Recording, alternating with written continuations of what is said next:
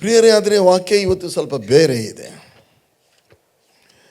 ಎಷ್ಟು ಜನ ಹೇಳ್ತೀರಿ ವಾಕ್ಯ ಕೇಳಿ ಕೇಳಿ ನಮ್ಮ ಜೀವನ ಬದಲಾವಣೆ ಆಗಿದೆಯಾ ಅಂತ? ಆಗಿದೆಯಾ ನಿಜವಾಗಿಯೂ? ಓಕೆ, ದೇವನಾಮಕ್ಕೆ ಸ್ತೋತ್ರ. ಈ ವಾಕ್ಯ ನನ್ನೊಳಗೆ ಎಷ್ಟು ಬದಲಾವಣೆ ಮಾಡಿದೆ ಅಂತ ಹೇಳಿದ್ರೆ,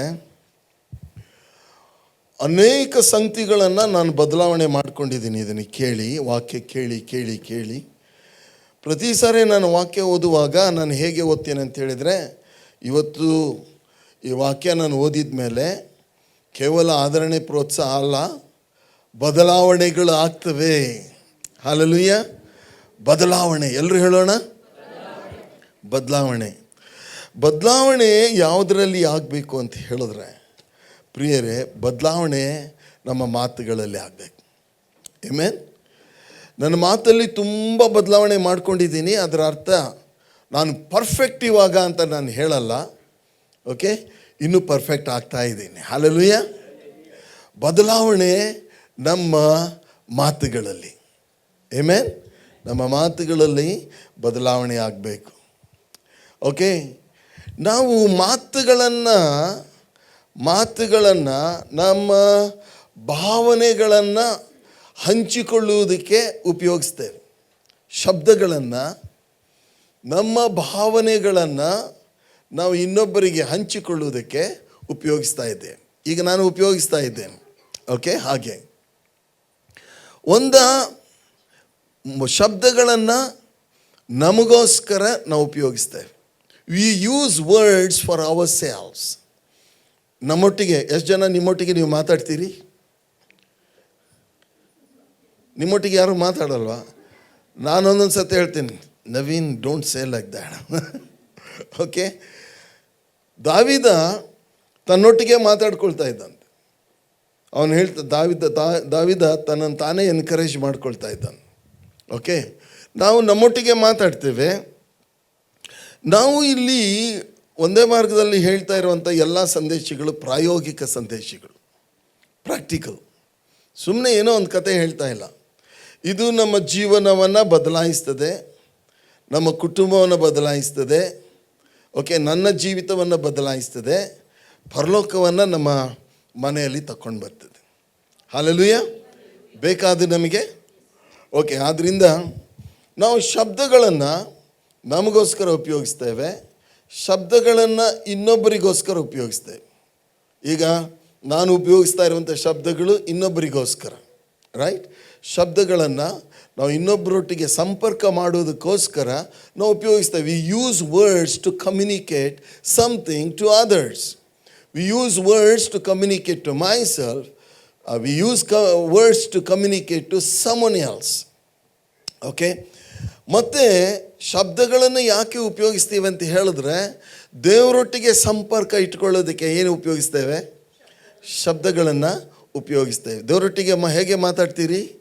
ಬಾಯಿಂದ ಶಬ್ದಗಳನ್ನು ಉಪಯೋಗಿಸಿ ಭಾವನೆಗಳನ್ನು, ನಮ್ಮ ಅನಿಸುವಿಕೆಗಳನ್ನು, ಫೀಲಿಂಗ್ಗಳನ್ನು ದೇವರಿಗೆ ನಾವು ಎಕ್ಸ್ಪ್ರೆಸ್ ಮಾಡ್ತೀವಿ. ಅರ್ಥ ಆಗ್ತಾ? ಎಸ್. ಓಕೆ, ಮತ್ತು ಯಾರಿಗೆ ನಾವು ಶಬ್ದಗಳನ್ನು ಉಪಯೋಗಿಸ್ತೀವಿ ಅಂತ ಹೇಳಿದ್ರೆ, ನಮ್ಮ ವೈರಿಯಾಗಿರೋ ಸೈತಾನ್ಗೆ ನಮ್ಮ ಶಬ್ದಗಳನ್ನು ಉಪಯೋಗಿಸ್ತೇವೆ. ನಮಗೆ ಶಬ್ದಗಳು, ಇಲ್ಲ ಇನ್ನೊಬ್ಬರಿಗೆ ಶಬ್ದಗಳು, ದೇವರ ಹತ್ತಿರ ಶಬ್ದಗಳು, ಇಲ್ಲವೇ ವೈರಿಯ ಜೊತೆಗೆ ಮಾತಾಡುವುದಕ್ಕೆ, ವೈರಿಯನ್ನು ಓಡಿಸುವುದಕ್ಕೆ ಶಬ್ದಗಳನ್ನು ನಾವು ಉಪಯೋಗಿಸ್ತೇವೆ. ಶಬ್ದಗಳು ದೇವರ ವಾಕ್ಯದ ಪ್ರಕಾರ ಬಹಳ ಪ್ರಾಮುಖ್ಯವಾದಂಥ ಸಂಗತಿ.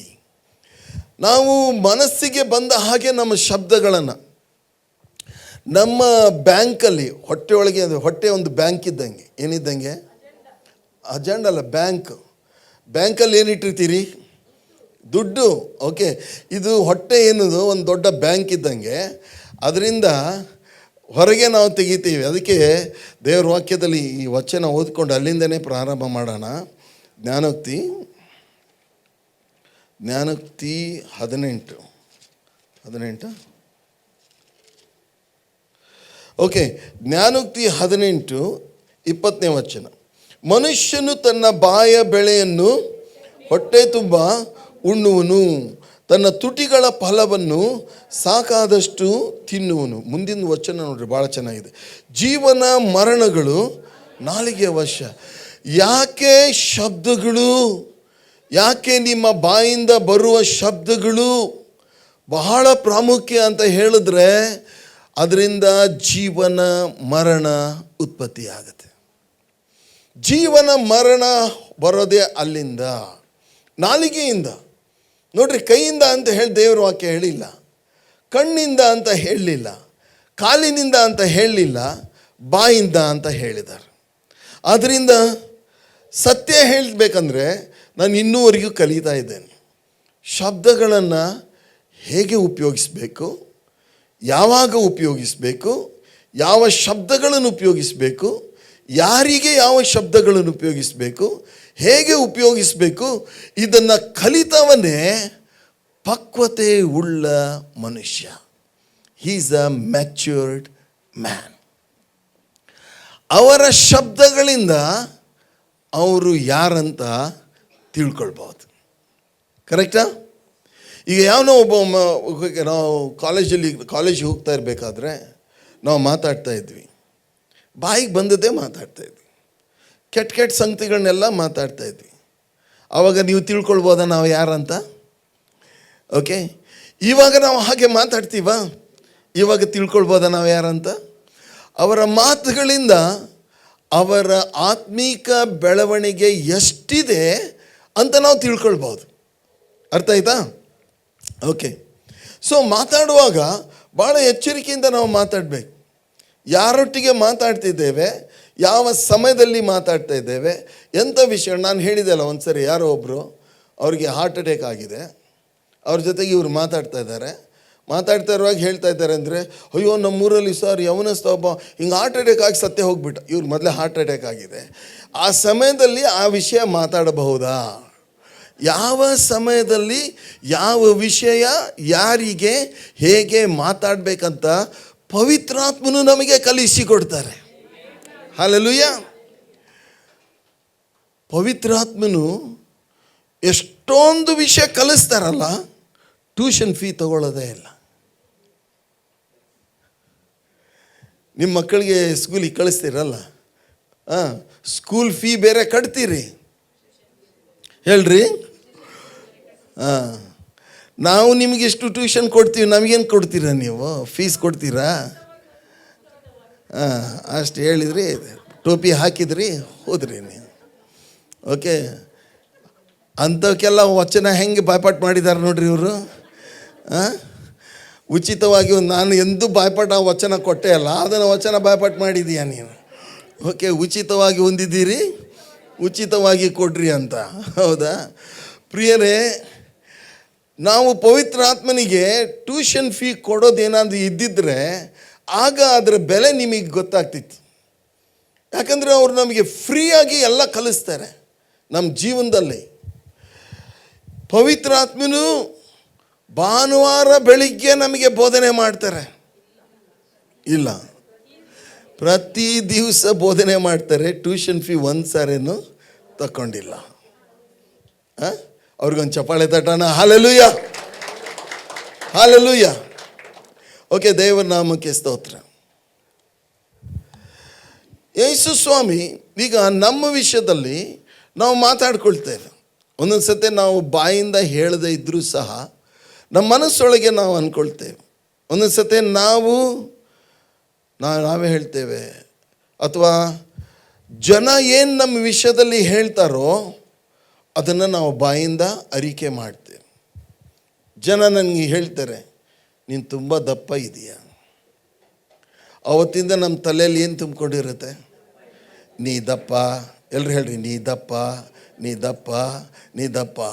ಓಕೆ, ಯಾರೊಬ್ರು ಹೇಳ್ತಾರೆ, ಏನ್ರಿ ಮುಖ ತುಂಬ ಏನಾನ ಮಾಡಿರಿ, ನಿಮ್ಮ ಮುಖಕ್ಕೆ ಎಷ್ಟು ಮೊಡವೆ ಇದೆ ಅಂತ ಹೇಳಿದ ತಕ್ಷಣ ಏನಾಗ್ಬಿಡುತ್ತೆ? ಆ್ಯಕ್ಚುಲಿ ಅವರು ಅವತ್ತು ಸರಿಯಾಗಿ ಕನ್ನಡಿಯಲ್ಲಿ ಮುಖ ನೋಡಿರೋದಿಲ್ಲ. ಯಾವಾಗ ಇವರು ನಿಮ್ಮ ಮುಖದ ಮೇಲೆ ಇಷ್ಟೊಂದು ಪಿಂಪಲ್ಸ್ ಇದೆ ಅಂದ ತಕ್ಷಣ ಹೋಗಿ ತಿರುಗಿ ಮಿರರ್ ನೋಡೋದು. ಸರಿನಾ ತಪ್ಪ? ಸರಿ ಹೌದಲ್ಲ ನಾನು ಹೇಳ್ತಾ ಇರೋದು? ನಾವು ಹೋಗಿ ತಿರುಗಿ ನಾವು ಮಿರರ್ ನೋಡ್ತೇವೆ.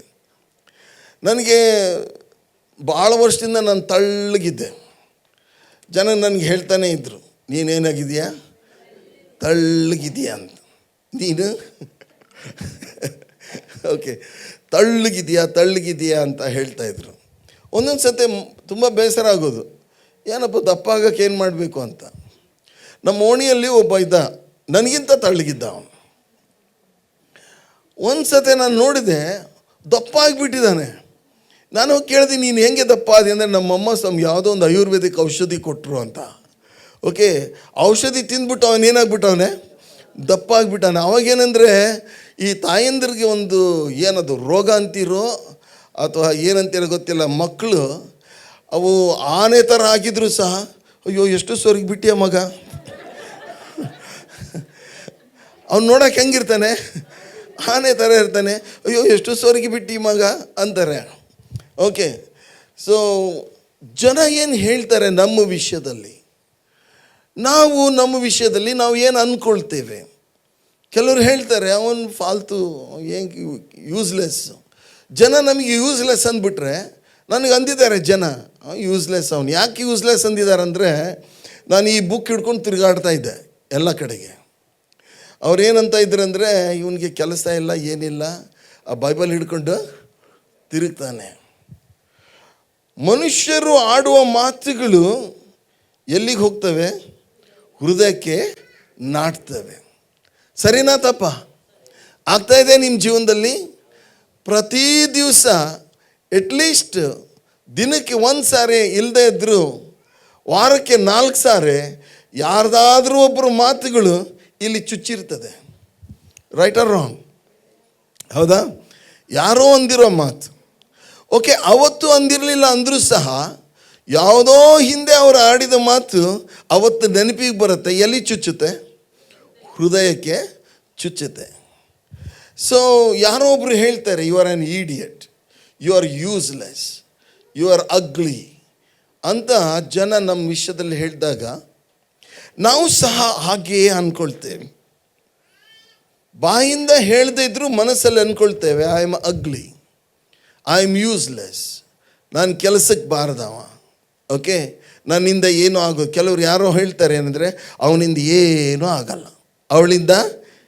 ಯಾರಾದರೂ ಒಮ್ಮೆ ಆದರೂ ನಿಮಗೆ ಅಂದಿದ್ದಾರೆ ಹಿಂಗೆ? ನಿನಗೊಬ್ಬಕ್ಕಿಗೆ ಅಂದಾರೆ, ಇವರೆಲ್ಲ ಯಾರಿಗೂ ಅಂದಿಲ್ಲ. ನಿನಗೂ ಅಂದಿದ್ದಾರೆ, ನೀ ಎಲ್ಲ ಮಾಡ್ತೀಯಲ್ಲಮ್ಮ, ನಿನಗೆ ಯಾಕೆ ಅಂದವ್ರು ಹಂಗೆ? ಸುಳ್ಳು ಹೇಳಾರು ನೋಡೋರು. ಓಕೆ, ಇವ್ರಿಗೆ ಏನೂ ಮಾಡಲ್ಲ, ಇವ್ರಿಗೆ ಯೂಸ್ಲೆಸ್, ಇವ್ರು ಕೆಲಸಕ್ಕೆ ಬಾರದವ್ರು, ಹಿಂಗೇನಾದರೂ ಜನ ಅಂದಾಗ ನಾವು ಅದನ್ನು ಆಳವಾಗಿ ನಾವು ತಗೊಳ್ತೇವೆ. ಆದರೆ ಇವತ್ತು ದೇವರು ನಮಗೆ ಹೇಳ್ತಾ ಇರೋದು ಏನಂತ ಹೇಳಿದ್ರೆ, ಅವ್ರು ಹೇಳಿದ್ದನ್ನು ನಾವು ಗಂಭೀರವಾಗಿ ಪರಿಗಣಿಸದೆ ದೇವ್ರು ಹೇಳಿದ್ದನ್ನು ನಾವು ತಗೊಳ್ಳೋಣ. ದೇವರು ಎಂದಾದರೂ ನಿನಗೆ ಯೂಸ್ಲೆಸ್ ಅಂತ ಹೇಳ್ತಾರ? ಇಲ್ಲ. ದೇವ್ರು ಏನು ಹೇಳಿದ್ದಾರೆ ನಿನ್ನ ವಿಷಯದಲ್ಲಿ? ನೀವು ನನ್ನ ಮಕ್ಕಳು ಅಂತ ಹೇಳಿದ್ದಾರೆ. ಹೇಳ್ರಿ, ದೇವ್ರು ನಮ್ಗೇನು ಹೇಳಿದ್ದಾರೆ? ಮಕ್ಕಳು ಅಂತ ಕರೀತಾರೆ. ಮತ್ತೆ ನೀವು ನೀತಿವಂತರು ಅಂತ ಕರೀತಿದ್ದಾರೆ. ಏನಂತೆ? ನೀತಿವಂತರು. ಮತ್ತೆ ನೀವು ಮಾನ್ಯರು, ಪ್ರಿಯರು, ಅಮೂಲ್ಯರು ಅಂತ ನಮ್ಮ ದೇವರು ನಮ್ಮನ್ನು ಕರೆದಿದ್ದಾರೆ. Hallelujah. He calls us our beloved, ನನ್ನ ಬಿಲವೆಡ್, ನನ್ನ ಪ್ರಿಯನು, ನನ್ನ ಪ್ರಿಯಳು ಎಂಬುದಾಗಿ ದೇವರು ನಮ್ಮನ್ನು ಕರೀತಾರೆ. ನಮ್ಮ ರಾಜವಂಶಸ್ಥರ, ನಮ್ಮನ್ನು ದೇವರು ಯಾಜಕರು ಅಂತ ಕರೆದಿದ್ದಾರೆ. ಏನಂತ ಕರೀತಾರೆ? ಯಾಜಕರು ಅಂತ. ಇದನ್ನು ಎಂದಾದರೂ ನೀವು ಮನಸ್ಸಲ್ಲಿ ಬೇರೆಯವರು ಅಂದಿರೋ ಮಾತುಗಳನ್ನು ಬೀಸಾಕಿ, ನಾನು ಯಾಜಕ, ರಾಜವಂಶಸ್ಥನಾದ ಯಾಜಕ, ನಾನು ದೇವರ ಮಗ, ನಾನು ದೇವರ ನೀತಿ, ದೇವರ ದೃಷ್ಟಿಯಲ್ಲಿ ನಾನು ಮಾನ್ಯನು, ಪ್ರಿಯನು, ಅಮೂಲ್ಯನು ಅಂತ ಎಂದಾದರೂ ನೀವು ಅಂದಿದ್ದೀರಾ? ಬಾಯಿ ತೆರೆದು. ಓಕೆ, ಬಹುಶಃ ನಿಮಗೆ ಕನ್ನಡ ಅರ್ಥ ಆಗೋದಿಲ್ಲ, ಇಂಗ್ಲೀಷ್ನಾಗ ಹೇಳಲ್ಲ. ಅರ್ಥ ಆದರೆ ಹೇಳ್ರಿ, ಉತ್ತರ ಹೇಳ್ರಿ.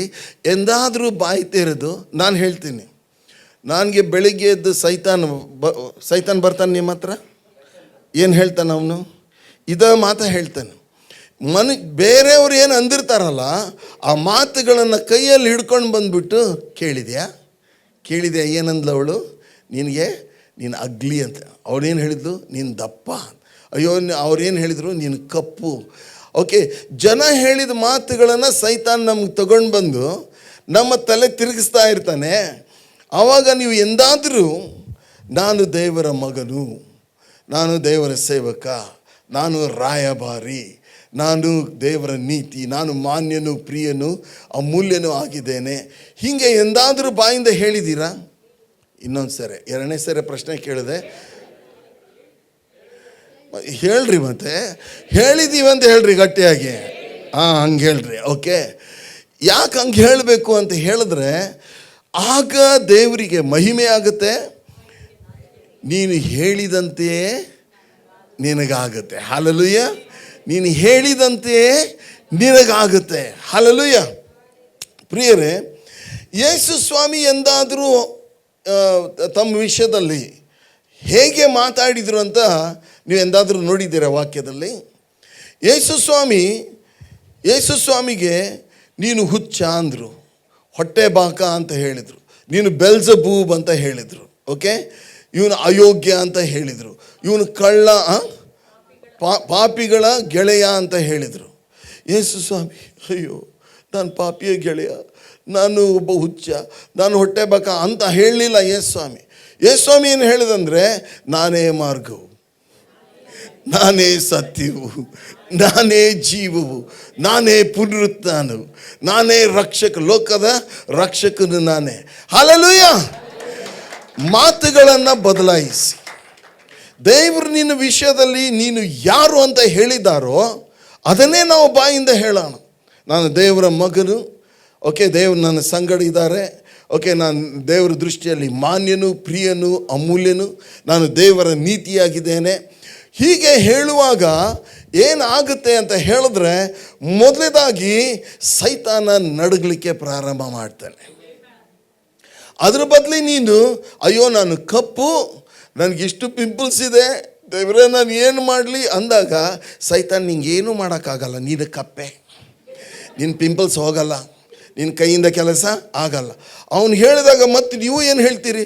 ಅಯ್ಯೋ ನನ್ನ ಕೈಯಿಂದ ಕೆಲಸ ಆಗ. ಹೌದು, ನಿನ್ನ ಕೈಯಿಂದ ಏನು ಕೆಲಸ ಆಗೋದಿಲ್ಲ.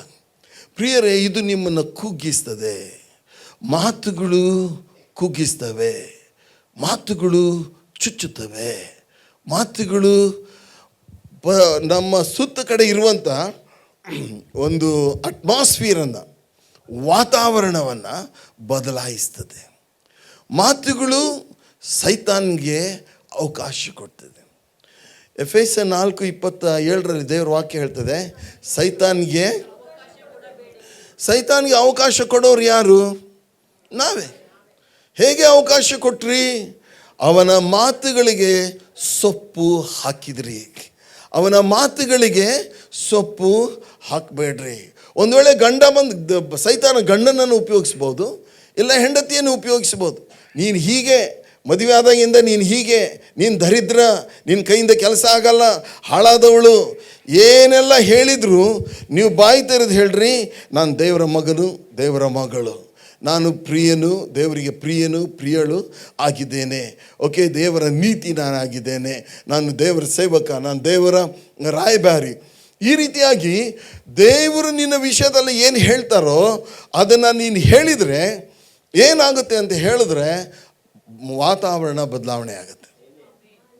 ಕತ್ತಲೆಯ ಮರಣದ ವಾತಾವರಣ ಹೋಗಿ ಜೀವದ ವಾತಾವರಣ ತುಂಬಿಕೊಳ್ಳುತ್ತೆ.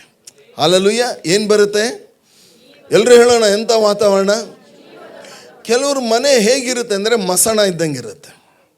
ಕೆಲವ್ರ ಮನೆ ಹೇಗಿರುತ್ತೆ? ಮಸಣ ಅಂದ್ರೇನು? ಸಮಾಧಿ. ಓಕೆ, ಮಸಣ ಅಂದರೆ ಸಮಾಧಿ ಇದ್ದಂಗೆ ಇರುತ್ತೆ. ಕೆಲವ್ರ ಕತ್ತಲಿರುತ್ತೆ, ಒಬ್ರಿಗೊಬ್ರು ಮಾತಿಲ್ಲ. ಓಕೆ, ಒಂಥರ ಏನಂತ ಹೇಳಬೇಕು ಗೊತ್ತಿಲ್ಲ, ಹಾಗೆ ಕತ್ತಲು ತುಂಬ್ಕೊಂಡು ಹೋಗ್ಬಿಟ್ಟಿರ್ತದೆ ಮನೆಯಲ್ಲಿ. ಓಕೆ, ಜೀವಿಸುವವನೆಂಬ ಹೆಸರು ಅವರಿಗಿದ್ದರು, ಸತ್ತವರ ಹಾಗೆ ಇರ್ತಾರೆ. ಮನೆ ಹಾಗಿರ್ಬೇಕಾ? ಮನೆ ಸ್ವರ್ಗ ಇದ್ದಂಗೆ ಇರಬೇಕು. ಅದಕ್ಕೆ ಮನೆಯಲ್ಲಿರುವಂಥ ಈ ಸ್ವರ್ಗನ ತೆಗೆದು ಹಾಕಿ ನರಕವನ್ನು ತರುವಂಥ ಒಂದು ಶಕ್ತಿ ಎಲ್ಲಿಗಿದೆ ಅಂತ ಹೇಳಿದ್ರೆ ನಾಲಿಗೆಯಲ್ಲಿದೆ. ಅದಕ್ಕೆ ದೇವರ ವಾಕ್ಯ ಹೇಳ್ತದೆ, ಜೀವನ ಮರಣ ನಾಲಿಗೆಯ ವಶ. ನಿಮ್ಮ ಮಾತುಗಳಿಂದಲೇ ಸ್ವರ್ಗನಾದರೂ ಬರಮಾಡಿಕೊಳ್ಳಬಹುದು, ನಿಮ್ಮ ಮಾತುಗಳಿಂದಲೇ ನರಕನಾದರೂ ಬರಮಾಡಿಕೊಳ್ಳಬಹುದು. ನಿಮ್ಮ ಮಾತುಗಳಿಂದ ದೇವರ ಪ್ರಸನ್ನತೆಯನ್ನು ಬರಮಾಡಿಕೊಳ್ಳಬಹುದು, ಇಲ್ಲ ನಿಮ್ಮ ಮಾತುಗಳಿಂದ ಸೈತಾನನ್ನು ಬರಮಾಡಿಕೊಳ್ಳಬಹುದು. ಯಾವುದು ನಿಮಗೆ ಬೇಕು? ಮತ್ತೆ ನೋಡ್ರಿ, ಯಾವುದು ಬೇಕು ನಿಮಗೆ? ಸ್ವರ್ಗ ಬೇಕೋ ನರಕ ಬೇಕೋ? ಸ್ವರ್ಗ ಬೇಕಾದರೆ ದೇವರು ನಿಮ್ಮ ವಿಷಯದಲ್ಲಿ ಏನು ಹೇಳ್ತಾರೋ ಅದನ್ನೇ ಬಾಯಿಂದ ನೋಡಿರಿ. ಓಕೆ, ಬೇರೆಯವರು ಏನು ಹೇಳ್ತಾರೆ ಅದನ್ನು ನೀವು ಹೇಳಬೇಡ್ರಿ. ಯೇಸು ಸ್ವಾಮಿ ಸಹ ಹೇಳಬೇಕಾದ್ರೆ ಜನ ಏನೇನು ಹೇಳ್ತಾ ಇದ್ರು ಅದನ್ನು ತಗೊಂಡು ತಮ್ಮ ತಲೆಗೆ ಹಚ್ಕೊಳ್ಳಿಲ್ಲ.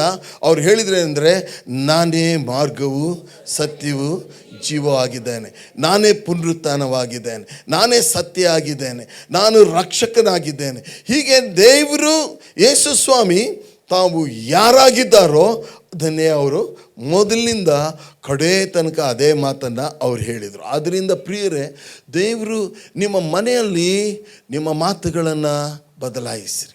ಇವತ್ತು ನಾವು ಹೇಳೋಣ, ಎಲ್ಲರೂ ಹೇಳೋಣ, ನಾನು ನನ್ನ ಮಾತುಗಳನ್ನು ಬದಲಾಯಿಸ್ತೇನೆ. ಸ್ವಲ್ಪ ಯೋಚನೆ ಮಾಡಿ ಹೇಳ್ರಿ. ಇಲ್ಲಿಂದ ಹೋದ ಮೇಲೆ ನಿನ್ನೆ ಹೇಗೆ ಮಾತಾಡ್ತಿದ್ದೀರಿ ಹಾಗೆ ಇವತ್ತು ಮಾತಾಡಬೇಡ್ರಿ. ಓಕೆ, ಇವತ್ತಿಂದ ನನ್ನ ಮಾತುಗಳನ್ನು ಬದಲಾಯಿಸ್ತೇನೆ. ಎಲ್ಲರೂ ಹೇಳೋಣ, ಇವತ್ತಿನಿಂದ ನನ್ನ ಮಾತುಗಳನ್ನು ಬದಲಾಯಿಸ್ತೇನೆ. ದೇವ್ರ ವಾಕ್ಯ ಏನು ಹೇಳುತ್ತೆ ನಿನ್ನ ವಿಷಯದಲ್ಲಿ ಅದನ್ನೇ ಹೇಳ್ರಿ. ಇನ್ನೊಬ್ಬರ ವಿಷಯದಲ್ಲಿ ಸಹ, ಮಕ್ಕಳ ವಿಷಯದಲ್ಲಿ ನಾವೇನು ಹೇಳ್ತೇವೆ? ಅಯ್ಯೋ ಇದೊಂದು ಹುಟ್ಟಿದೆ, ಏನು ಮಾಡೋದು, ದೇವ್ರು ಕೊಟ್ಟವ್ರೆ. ಹುಟ್ಟಿದೆ, ಯಾರು ಕೊಟ್ಟವ್ರೆ? ಇದು ಪ್ರಯೋಜನ ಏನು ಪ್ರಯೋಜನ ಇಲ್ಲ. ಇದೊಂದು ದಡ್ಡಿ ಅಂದರೆ ದಡ್ಡಿ. ಓಕೆ, ಏನು ಮಾಡೋದು? ನಮ್ಮ ಹಣೆ ಬರ. ಇದೆಲ್ಲ ದೇವರ ವಾಕ್ಯ ಹೇಳುವ ಮಾತುಗಳು ಅಥವಾ ಸೈತಾನ್ನ ಮಾತುಗಳು? ಸೈತಾನ್ನ ಮಾತುಗಳು. ನೋಡ್ರಿ, ಜಗತ್ತಲ್ಲಿ ಎರಡೇ ಲ್ಯಾಂಗ್ವೇಜ್ ಇರೋದು, ಒಂದು ದೇವರ ಭಾಷೆ, ಇನ್ನೊಂದು ಸೈತಾನ್ ಭಾಷೆ. ಈ ವಾಕ್ಯಕ್ಕೆ ವಿರುದ್ಧವಾದದ್ದೆಲ್ಲ ಸೈತಾನ್ ಭಾಷೆ. ಅದು ಇಂಗ್ಲೀಷ್ ಆದರೆ ಇರ್ಬೋದು, ತೆಲುಗು ಇರ್ಬೋದು, ಕನ್ನಡ ಇರ್ಬೋದು, ಯಾವುದೇ ಇರ್ಬೋದು. ದೇವರ ವಾಕ್ಯಕ್ಕೆ ವಿರುದ್ಧವಾದ ಭಾಷೆ ನೀವು ಮಾತಾಡಿದರೆ ನರಕ ನಿಮ್ಮ ಜೀವನದಲ್ಲಿ. ದೇವರ ಭಾಷೆ ನಾವು ಮಾತಾಡ್ತಾ ಇದ್ದರೆ ಸ್ವರ್ಗ ನಮ್ಮ ಜೀವನದಲ್ಲಿ. ಹಲ್ಲೆಲೂಯ. ದೇವರು ಹೇಳಿರುವ ಸಂಗತಿಗಳನ್ನೇ ನೀವು ಮಾತಾಡ್ತಾ ಇದ್ದರೆ ವಾತಾವರಣ ಬದಲಾವಣೆ ಆಗುತ್ತೆ. ಆಮೆನ್. ನಿಮ್ಮ ಮನೆ ವಾತಾವರಣ ಬದಲಾವಣೆ ಆಗಬೇಕಾ? ಮಕ್ಕಳ ವಿಷಯದಲ್ಲಿ ಮಾತಾಡಬೇಕಾದ್ರೆ, ಅಯ್ಯೋ ನಿನ್ನನ್ನು ಹೆತ್ತು ನಾವು ಏನು ನಮ್ಮ ಹಣೆ ಬರ, ನೀನು ನಮ್ಮ ಹೊಟ್ಟೆಯಲ್ಲೇ ಹುಟ್ಟಬೇಕಾಗಿತ್ತ? ಏನು ಹೇಳ್ತೀವಿ ನಾವು? ಹುಟ್ಟಿದೀಯಾ? ನಮ್ಮ ಹೊಟ್ಟೆಯಲ್ಲೇ ಹುಟ್ಟಬೇಕಾಗಿತ್ತ? ಮಕ್ಕಳಿಗೆ ನಾವು ಮಾತಾಡೋದು. ಓಕೆ ಪ್ರಿಯರೇ, ಹಾಗಲ್ಲ. ದೇವರು ನಮಗೆ ಕೊಟ್ಟಿದ್ದಾರೆ. ನಾವೇನು ಹೇಳೋ ಅಂದರೆ, ಈ ಮಗಳನ್ನು ದೇವರು ಕೊಟ್ಟಿದ್ದಾರೆ, ದೇವರು ಬದಲಾಯಿಸ್ತಾರೆ. ಹೇಳ್ರಿ, ದೇವರು ಬದಲಾಯಿಸ್ತಾರೆ. ಈ ಮಗಳ ವಿಷಯದಲ್ಲಿ ಇವರು ಖಂಡಿತವಾಗಿ ಉನ್ನತ ಸ್ಥಿತಿಗೆ ಬಂದೇ ಬರ್ತಾರೆ. ನಮ್ಮ ದೇವರು ಅವ್ರನ್ನ ಬದಲಾಯಿಸ್ತಾರೆ. ನಮ್ಮ ದೇವರು ವಾಸಿ ಮಾಡಿಯೇ ಮಾಡ್ತಾರೆ. ನಮ್ಮ ದೇವರು ಇವ್ರನ್ನ ತನ್ನ ಮಹಿಮೆಗಾಗಿ ಉಪಯೋಗಿಸ್ತಾರೆ. ಹೇಳೋಣವಾ ಹಾಗೆ? ನಿಮ್ಮ ಮಕ್ಕಳ ವಿಷಯದಲ್ಲಿ, ನಿಮ್ಮ ವಿಷಯದಲ್ಲಿ, ಯಜಮಾನರ ವಿಷಯದಲ್ಲಿ, ಹೆಂಡತಿ ವಿಷಯದಲ್ಲಿ ಹೀಗೆಯೇ ಮಾತಾಡೋಣ. ಮಾತುಗಳನ್ನು ಬದಲಾಯಿಸ್ತೀರಾ? ನಿಮ್ಮ ಜೀವನದಲ್ಲಿ, ನಿಮ್ಮ ಮನೆಯಲ್ಲಿ ಮಾತುಗಳನ್ನು ಬದಲಾಯಿಸ್ತೀರಾ? ಅಯ್ಯೋ ನನ್ನ ಗಂಡನ ಅವ್ರು ಹಾಗೆ,